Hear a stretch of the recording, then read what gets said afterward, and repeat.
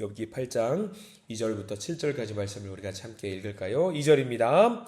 내가 어느 때까지 이런 말을 하겠으며 어느 때까지 내 입의 말이 거센 바람과 같겠는가? 하나님이 어찌 정의를 굽게 하시겠으며 전능하신 이가 어찌 공의를 굽게 하시겠는가?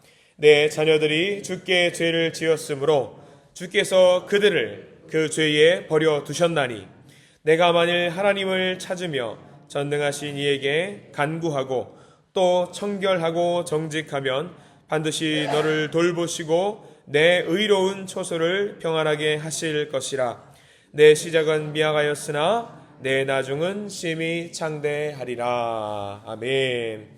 오늘 말씀 가운데 은혜가 넘치길 간절히 소망합니다. 우리 기도하는 마음으로 고백해 볼까요? 하나님의 은혜가 지금 저에게 임하기를 기도합니다. 우리 옆 사람 축복하면서 하나님의 은혜가 지금 여러분에게 넘치기를 기도합니다. 아멘.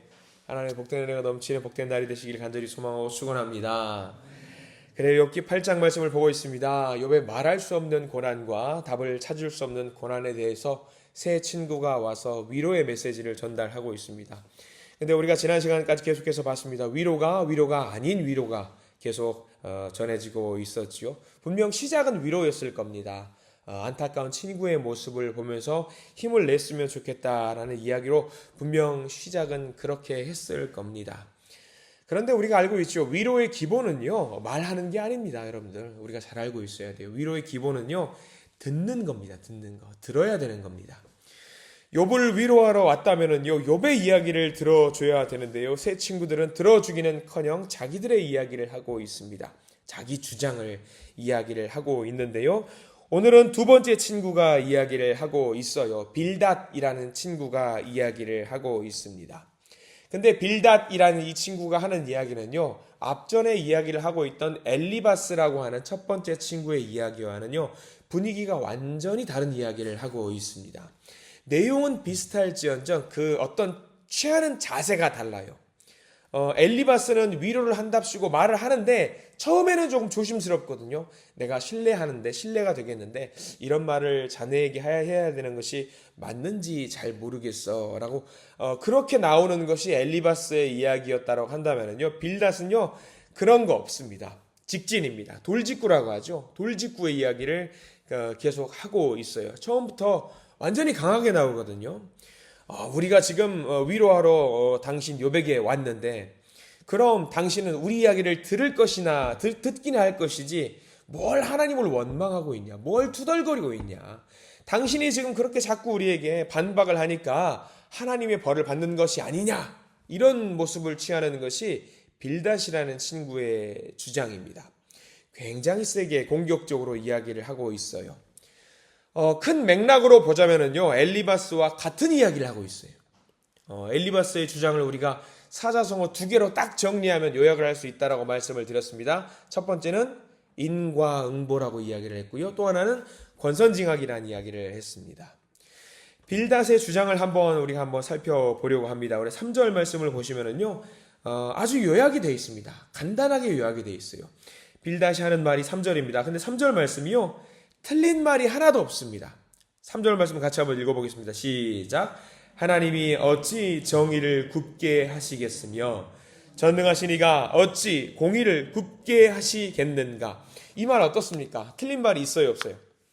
구구절절 다 맞는 말이에요. 정말 하나도 틀린 게 없이 정확하게 똑같이 하나님이 이런 분이라는 것을 우리도 공감할 수밖에 없습니다. 근데 이 말도 엘리바스와 비슷해요. 이렇게 요약하면 될 것 같아요. 어떤 사람이 앞을 보지 못하는 어떤 사람이 코끼리를 만져볼 수 있는 기회가 있었어요. 앞을 보지 못하는 네 사람이 코끼리를 만져보고 코끼리를 설명해 보라라는 기회를 얻었습니다. 첫 번째 사람은 코끼리의 다리통을 붙잡고 나서 이야기를 합니다. 야, 코끼리는 매우 두터운 몸통을 가지고 있어 라고 설명을 해요. 두꺼운 다리인지 몸통인지 모르겠는데 굉장히 두꺼운 뭔가가 있네. 첫 번째 사람이 설명하는 코끼리는 맞는 말일까요? 틀린 말일까요? 맞는 말입니다. 두 번째, 앞 못 보는 사람한테 기회를 줬습니다. 코를 만지게 합니다. 코를 만지면서 코끼리가 어떤 코끼리인지 설명을 해보라고 합니다. 야, 이 동물은 굉장히 얇은데 긴 뭔가를 가지고 있어. 마치 뱀과 같은 뭔가가 갖고 있네. 이게 코끼리야. 설명을 해요. 그러면 이 코끼리 맞는 코끼리일까요? 틀린 코끼리일까요? 이 코끼리 역시 맞는 코끼리입니다. 세 번째 사람은, 앞 못 보는 사람은요, 코끼리 등에 타볼 수 있는 기회를 얻었어요. 잔뜩 만져보면서 등에서 이 코끼리 등은 굉장히 뭔가 넓어. 평평하고 굉장히 넓네. 이 코끼리 맞아요, 틀려? 역시 맞습니다. 그리고 마지막 앞 못 보는 사람에게 꼬리를 만져보게 합니다. 팔랑팔랑 움직이는 꼬리를 만져보면서 코끼리가 이런 거였어? 굉장히 얇네. 뭐 회초리 같기도 하고 이 코끼리인가 보다. 설명을 해요.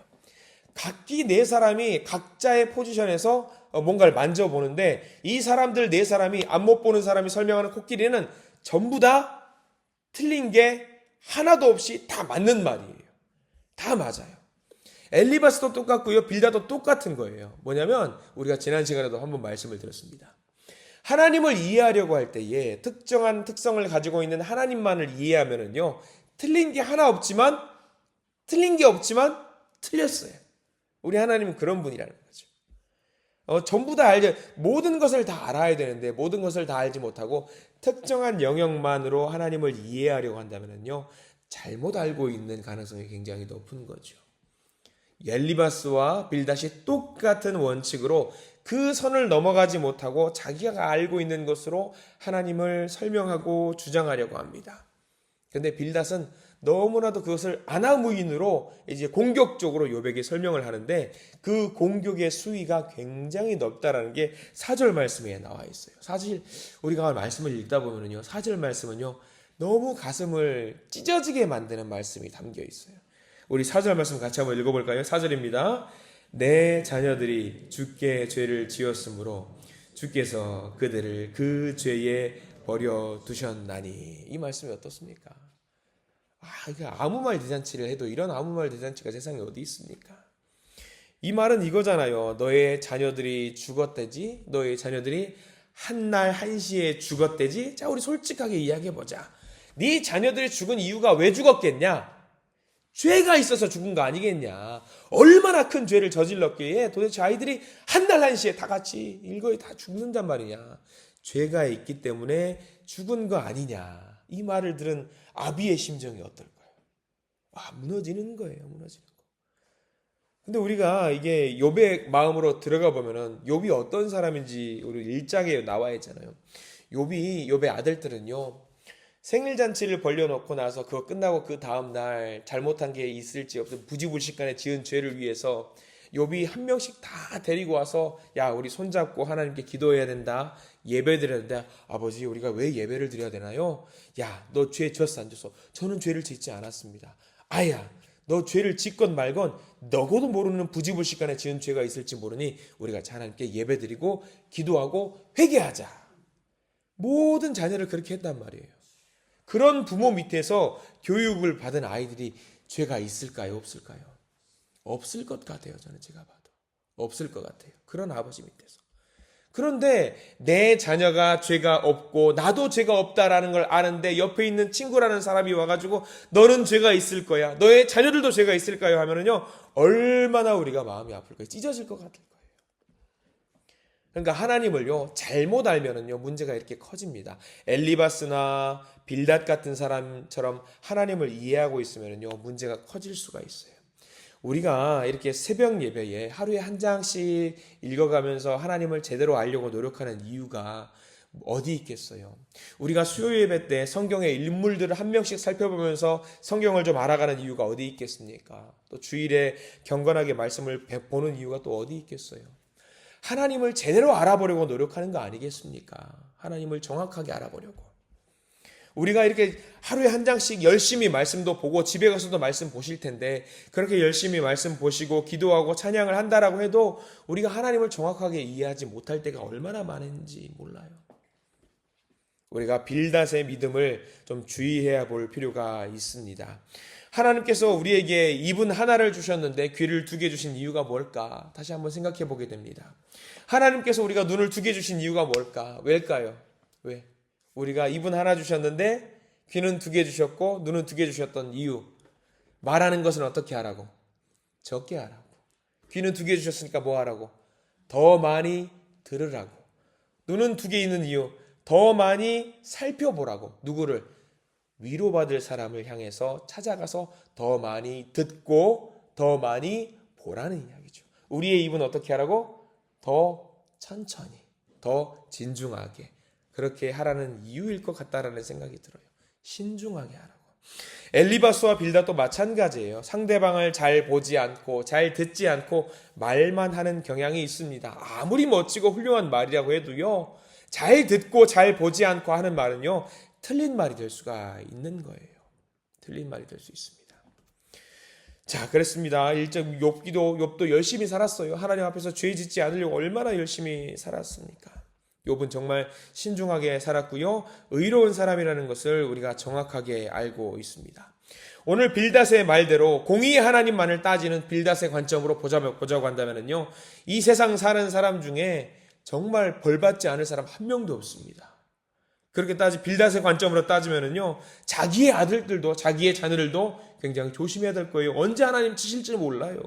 그렇기 때문에 긴장해야 되겠지요. 도무지 맞지 않는 말들을 계속 이야기를 하고 있습니다. 조금 더 나가볼까요? 8장 5절과 6절 말씀을 좀 한번 읽어보려고 합니다. 8장 5절과 6절 말씀 같이 한번 읽어봅니다. 5절입니다. 내가 만일 하나님을 찾으며 전능하신 이에게 간구하고 또 청결하고 정직하면 반드시 너를 돌보시고 내 의로운 초소를 평안하게 하실 것이라. 이 말 역시 틀린 말 하나도 없습니다. 너무나도 정확한 말입니다. 욥이 하나님을 안 찾았겠어요? 하나님 계속 찾았습니다. 욥은 우리가 읽었던 8장 이전까지에서도 계속 하나님을 찾았습니다. 하나님, 제가 바다입니까? 하나님, 제가 바닥에 버립니까? 제가 죽어야 될 존재입니까? 왜 저를 미워하십니까? 이렇게 쉬지 않고 계속해서 하나님을 찾았거든요. 근데 빌닷은 오히려 하나님을 찾지 않았다고 오히려 욥을 욕하고 있는 거죠. 그리고 나오는 마지막 7절 말씀이 굉장히 중요합니다. 여러분들이 애정하시는 말씀이고 굉장히 소중하게 여기는 말씀 7절 말씀인데요. 우리 같이 한번 읽어볼까요? 7절입니다. 내 시작은 미약하였으나 내 나중은 심히 창대하리라. 우리가 이 말씀 언제 좋아합니까? 우리 개업신방 갈 때 성구 가져가지고 내 시작은 미약하였으나 네 나중은 심히 창대하리라. 이 문구 갖다 주면 될까요? 안 될까요? 갖다 주면 안 됩니다. 이 말씀 갖다 주면 안 되는 말씀이에요, 사실. 왜냐하면 빌닷이 욥을 저주하면서 욥을 혼내키면서 했던 말 중에 하나예요. 그러니까 너의 시작은 미약하였다라는 말이 무슨 말이냐면 네 시작이 이렇게 하나님 말도 안 듣고 하나님 벌 받고 하나님께 고집대로 살고 있다가 그러면 안 된다. 회개하면 네 나중은 복을 받게 될 것이다 라는 이야기거든요. 그러니까 사실 이 말씀을 우리 너무 소중하게 생각하시는 좋은 말씀인데 굉장히 조심히 사용하셔야 되는 말씀입니다. 근데 이 7절 말씀도 틀린 말이 하나도 없어요. 다 맞는 말이거든요. 우리가 빌닷이 하는 이 주장의 이야기를 보면서 무엇을 깨달아야 될까요? 나는 빌닷처럼 산 것이 아닐까? 나는 빌닷처럼 산 사람이 아닐까? 내가 알고 있는 좁은 하나님의 테두리를 갖고 하나님은 그런 분일 것이야 라고 생각하면서 남들에게 조언할 때는 과감 없이 그냥 뭐 이런 말을 한 것은 아닐까. 한번 우리가 회개해야 될 필요가 있습니다. 하나님을 정확하게 알아야 돼요. 하나님을 정확하게 알아야 되는데요. 이 욥기 8장 말씀을 보면서 이 말씀이 정말 정확하게 하나님을 이해하는 말씀이겠구나 싶은 말씀이 한 구절이 더 있는데 옆에다가 좀 메모를 해두시고 꼭 같이 한번 묵상을 하셨으면 좋겠다는 말씀이 있어요. 하나님은 어떤 하나님인지 로마서 8장 17절이거든요. 로마서 8장 17절 역시 여러분들이 아는 말씀이기 때문에 제가 읽어드리면 대번에 이해하실 겁니다. 로마서 8장 17절에 이런 말씀이 있습니다. 자녀이면 또한 상속자 곧 하나님의 상속자요 그리스도와 함께한 상속자니 우리가 그와 함께 영광을 받기 위하여 고난도 함께 받아야 할 것이니라. 이 로마서 8장 17절의 말씀이 이 욥기 8장 말씀과 맥을 같이 하는 게 뭐냐면요, 하나님은 우리를 두고 어떤 사람이라고 이야기를 하고 있냐면 상속자래요. 상속자이면서 동시에 자녀래요. 자녀. 이 하나님의 자녀에게 2개를 주셨대요. 뭘 주셨냐면 하나는 자녀이기 때문에 당연히 누릴 수 있는 하나님의 영광을 주셨대요. 하나님의 영광. 하나가 더 있는데 영광과 함께 뭐도 있다? 고난도 있대요. 고난도. 우리가 상속자이고 자녀이기 때문에 많은 사람들이 무엇만 얻기를 원하냐면 내 아버지의 재산만 갖기를 원해요. 재물만 갖기를 원해요. 영광만 누리기를 원해요. 근데 하나님의 자녀이기 때문에 이 영광과 함께 무엇도 주셨다고? 고난도 주셨답니다. 이 재산과 하나님의 영광을 누리기 위해서는요, 이 고난도 누려야 된다라는 이야기를 로마서 8장 17절 말씀에서는 해주고 있는 거예요. 여러분 한번 물어볼게요. 하나님의 영광을 누리고 싶으시지요? 하나님의 영광을 얻고 싶으시지요? 그러면요, 죄송해요. 정말 미안한데요, 고난도 함께 주신대요. 고난도 함께 주신대요. 그러면 고난은 피하고 영광만 누리고 싶어요. 그런 거 없대요. 그런 거 없대요. 욥도 마찬가지예요. 욥도 하나님의 자녀이고 하나님의 상속자이기 때문에 영광을 누렸기 때문에 무엇도 함께 주어지냐면 고난도 함께 주어진다라는 이야기예요. 근데 고난이 싫기 때문에 저는 상속자인 건 맞는데 고난은 싫어요. 고난은 싫은데 고난 안 받을래요. 그럼 영광도 안 주어질 텐데 고난 때문에 영광도 됐어요. 여러분 이러시면 안 되는 거예요. 영광이 있기 때문에 고난도 있는 거고요. 고난이 있기 때문에 영광도 있는 거예요. 왜? 자녀가 누릴 수 있는 특권이거든요. 여러분 그렇기 때문에 영광과 함께 고난도 기쁨으로 누리실 수 있는 믿음의 성도님들 되시기를 간절히 소망합니다. 욥이 고난을 당하는 이유는요, 욥이 죄가 있어서가 아니에요. 하나님의 자녀이고 하나님의 상속자이기 때문에 받는 겁니다. 의롭기 때문에 받는 거예요. 우리가 살아가면서 하나님의 자녀로 살아갈 때에 좋은 일만 있을 수는 없습니다. 모든 것이 다 내 뜻대로 되지 않습니다. 그러면은요, 그때 생각하십시오. 내가 하나님의 자녀구나. 내가 하나님의 상속자구나. 내가 영광받기 위해서 고난을 받고 있는 거구나. 그것을 기억하시기 바랍니다. 영광도 받지만 고난도 기꺼이 받을 수 있는 사람, 그런 성도가 되시기를 간절히 축원합니다. 그러한 욥과 같은 믿음의 사람들이 바로 이 시대의 우리들입니다. 하나님의 말씀 앞에 서서 그 말씀으로 오늘 하루를 시작하는 경건한 하나님의 사람이 되시기를 간절히 축원합니다. 기도하겠습니다. 하나님, 빌다시하는 이 막말을 보면서 마치 우리들의 모습을 보는 것과 같습니다. 제대로 알지도 못하면서 듣지도 않는데 우리 말만 쏟아내는 그런 모습, 빌닷의 모습이 우리의 모습이 아닙니까? 주여, 하나님을 제대로 알지도 못하고 크신 하나님을 다 알지도 못하면서 앞을 보지 못하는 사람들이 코끼리 만지는 것처럼 우리가 하나님을 그렇게 알고 살아가는 우리의 모습 용서하여 주시옵소서. 하나님의 마음을 더 깊이 알게 해 주시옵소서. 그래서 우리가 하나님의 자녀라면, 하나님의 상속자라면 영광을 함께 받기 위해서 고난도 받아야 하는 것임을 우리가 알게 하시고, 오늘 하루 살아갈 때에 만나는 영광뿐만 아니라 고난도 기쁨으로 받을 수 있도록 인도해 주시옵소서. 주여, 우리에게 임하셔서 하나님의 말씀으로 우리를 온전하게 하시고 삶의 모든 어려운 시간들을 견뎌내는 믿음을 허락하여 주시옵소서. 예수 그리스도 이름으로 간절히 기도드립니다. 아멘.